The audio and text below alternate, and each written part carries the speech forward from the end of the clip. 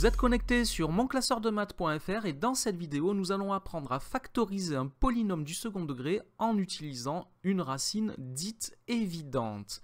Alors, nous allons considérer p de x, une fonction polynôme du second degré définie sur R par p de x est égal à ax au carré plus bx plus c, le coefficient a étant non nul. Alors, si nous trouvons une racine x1 de ce polynôme, alors p de x admet une forme factorisée qui sera de la forme p de x est égal à x moins x1, facteur de ax plus d, où d est un nombre réel. Et ce que nous allons apprendre à faire dans cette vidéo, c'est à trouver cette racine x1 lorsqu'elle est évidente. Alors évidente entre guillemets, parce que ce n'est pas forcément si évident que ça, il faut s'entraîner un petit peu. Donc x1 est une racine dite évidente du polynôme p de x si on peut mentalement et rapidement s'apercevoir que p de x1 est égal à 0. Alors ça demande un petit peu d'entraînement et pour s'entraîner on peut chercher, vérifier si des nombres simples comme 1, moins 1, 2, moins 2 sont des racines de p de x. Alors on va tout de suite prendre des exemples juste pour trouver une racine évidente. Le premier exemple, la fonction f de x qui est égale à 2x au carré plus 3x moins 5. Nous sommes là dans le cas le plus simple. Si je regarde les trois coefficients de cette fonction, 2, 3 et moins 5, je constate que leur somme est nulle. 2 plus 3 moins 5, ça fait 0. C'est le cas où 1 est une racine du polynôme. Ici, 1 est une racine évidente. En effet, si je remplace x par 1, j'obtiens 2 plus 3 moins 5, ce qui fait 0. Donc on peut trouver ici, si on voit que la somme des coefficients est nulle, on peut trouver que 1 est une racine évidente. Donc bien observer le polynôme avant de se lancer dans les calculs du discriminant, delta, puis des racines, ce qui prend toujours du temps et est source possible d'erreur. Deuxième fonction, un petit peu plus compliquée, g de x est égal à x au carré moins x moins 6. Ici c'est un petit peu compliqué.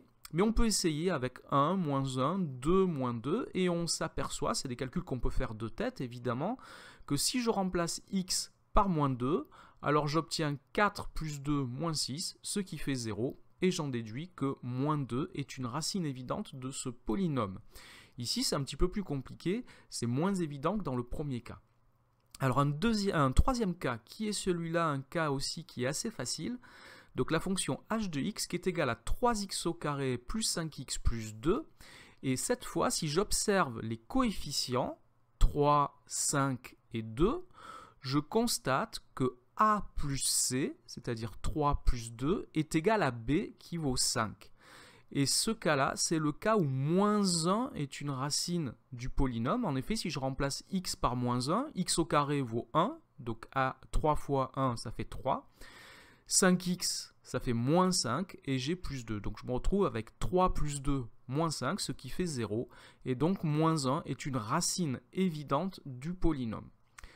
Alors une fois que nous avons une racine évidente, il faut trouver la deuxième pour trouver la factorisation. Alors là, il y a plusieurs méthodes. Dans une autre vidéo, je vous montre comment déterminer la somme et le produit des racines d'un polynôme du second degré.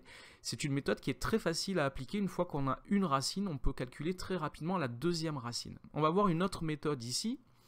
Donc nous allons repartir avec nos trois fonctions dont nous avons déjà trouvé une racine. Donc f de x admet 1 comme racine et donc peut se factoriser sous la forme x moins 1 facteur de ax plus d, c'est-à-dire 2x plus d. Et donc nous cherchons le coefficient d. Pour trouver ce coefficient d, nous allons regarder comment le produit ici, si je développe ici la factorisation, comment je vais obtenir le terme constant moins 5. Moins 5 est obtenu en multipliant moins 1 par d. Et j'en déduis que d vaut 5, 5 fois moins 1, ça fait moins 5. Et donc ma forme factorisée est x moins 1, facteur de 2x plus 5. Ça, c'est mon résultat.